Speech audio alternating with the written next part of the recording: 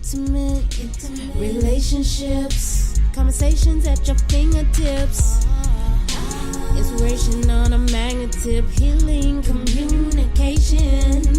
Let's get elevated, going to a new level. Relax, sit back, cause we're hanging. We're hanging on Miss Cooper. What's up, everybody? You are listening to another episode of Hanging with Miss Cooper. I'm Miss Cooper, and what is going on? How are y'all today? So, my topic for today, I am talking about social media and your relationship, and how social media has kind of affected relationships basically since its inception. You have people who they're diehard social media fanatics and how it defines their relationship. You have those who don't care what social media says, and then you have others who are just like, okay, I guess this is what we're doing. So I'll tell you what this spurred from. So in doing research for shows, I always look up different topics to see like what's trending, what's popular, just so I can keep, everything fresh and, relevant to you all. Well, I found a topic and I ran it by my husband, and it kind of piqued his interest because he was like, well, what are you going to talk about that for? Like, what brought this on? And when I told him about it, he laughed, and then he was just like, well, I could see why some people act like that, or he could understand, other points of view. So my thing is that I'm going to get into, does your significant other have access to your social media passwords? Now, some people treat social media like it is the Holy Grail. And what I mean by that is they believe that it is their private journal, their private anything.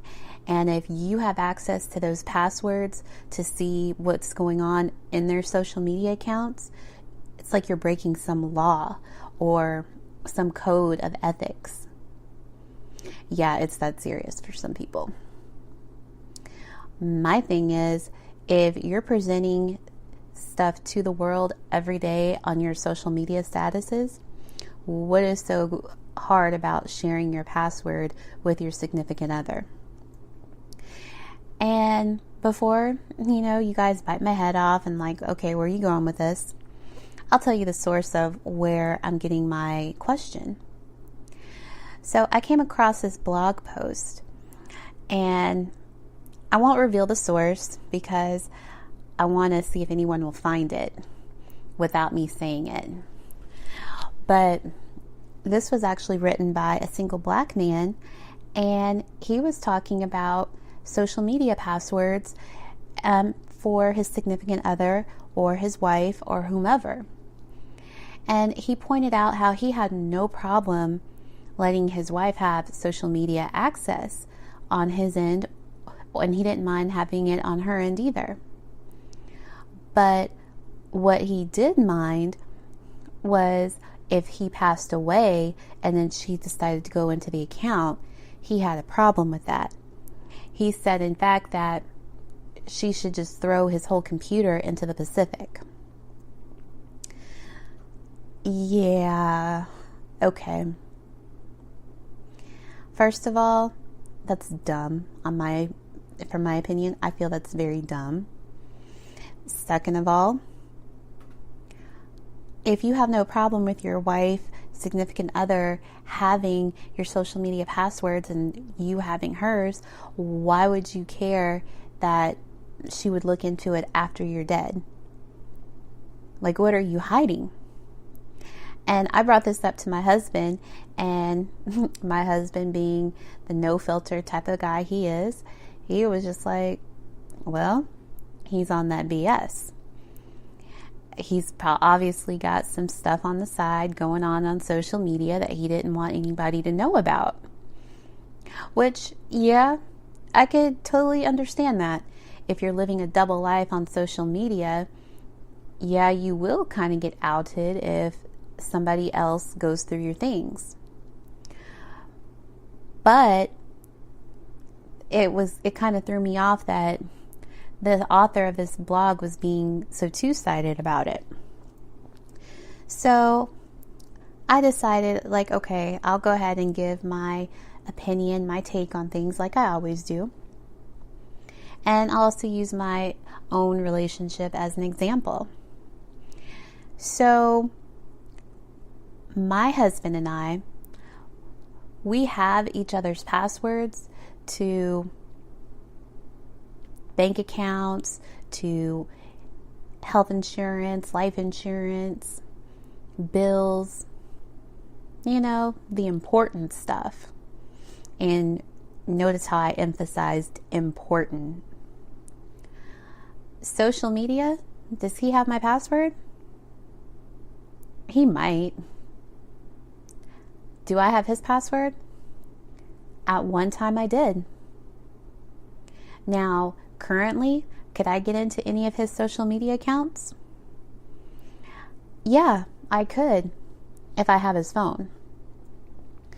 Could he get into any of mine? Yeah, if he has my phone too. Because, we have the passwords to each other's phones. He can pick up my phone and he can get into it and look at it anytime he wants. I'm the same way. I can pick up his phone and get into it whenever I feel like it. Now, does my husband bother me about my social media password or me about his? No. Now, we also do not have a joint social media account either. We do have a joint one for business, but we don't have one for our personal pages. And that's an ultimate trust factor right there. Because, see, I trust him not to be doing crazy things in his inbox with other people, just like he trusts me to do the same. So I don't worry about what's going on behind the scenes on his social media accounts. Because, for what? I could get in there anytime I want. And that's enough for me, knowing I can get in there. Same for him. He knows if he can get in there, he's going to get in there. So most people, they're like, I still rather have, the full access. I'd rather have the password because, you could lose that phone or whatever. And that's true. You really could. But how well do you trust your partner? If you have to have a boundary with your partner to where you can't do certain things or you have to hide certain things, that is a trust issue.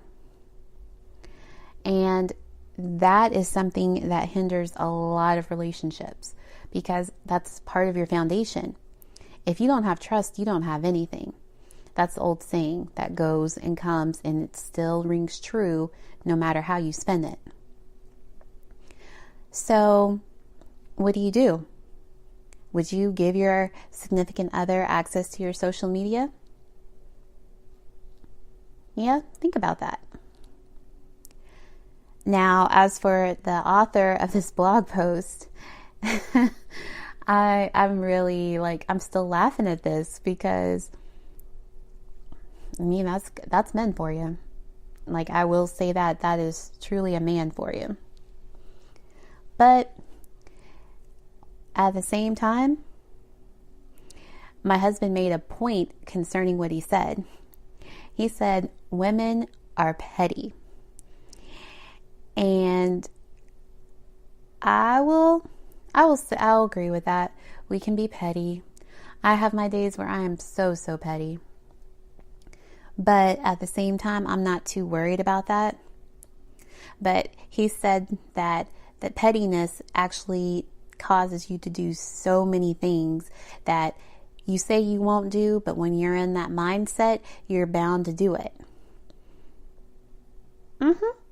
I'll have to agree with him, because I can admit, when I have my petty moments, I can justify anything and everything. And in my logic, I will do it. But that's not cool. That's not right at all. So, ladies, do you trust your significant other with your social media?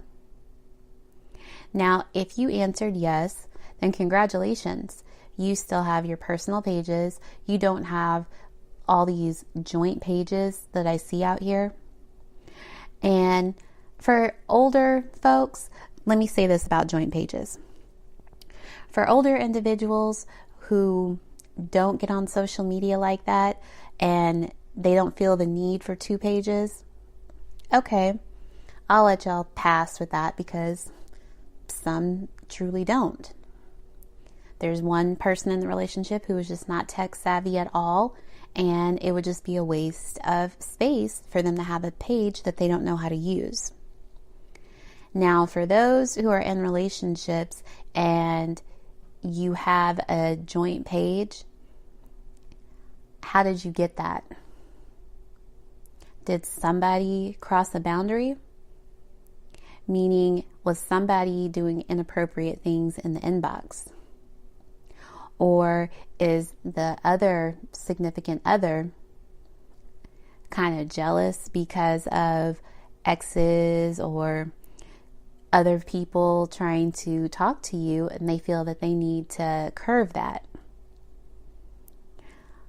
I'm here to tell you, if that's the reason that you do have a joint page, just stop it. If you're not strong enough to trust your significant other with their own social media page, you really shouldn't have one, joint or not. You can't control everything that your significant other does as far as interactions with other people. You really can't. If you feel that you have to, you have a control problem. And that's also part of an insecurity problem. That's something you need to work on for yourself. And when you get that figured out, then, yeah, by all means, enjoy social media the way that it was supposed to be enjoyed.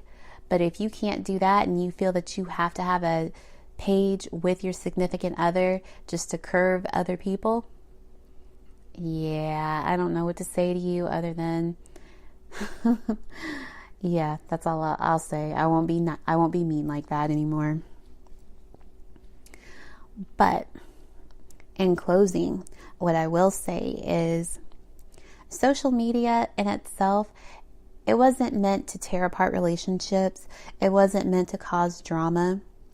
It honestly was a way for people to keep in touch, for people to meet new people, and also for people to create opportunities that they couldn't before. You have to ask yourself, are you hindering your own opportunities, your own self-worth, your own dignity, integrity, all based off of one tiny insecurity? Really think about that. And most of all, are you letting a social media account hinder your trust in your relationship with your significant other? Really, really focus on that. Really think about that. You weren't expecting that. So, I hope you enjoyed today's show. So, I am going to be making sure that I give you guys fresh content on a daily basis. So, be checking out my channel on iHeartRadio, on Spreaker, iTunes, TuneIn, and Stitcher, and also Google Play. And hey, Lucas Cool is coming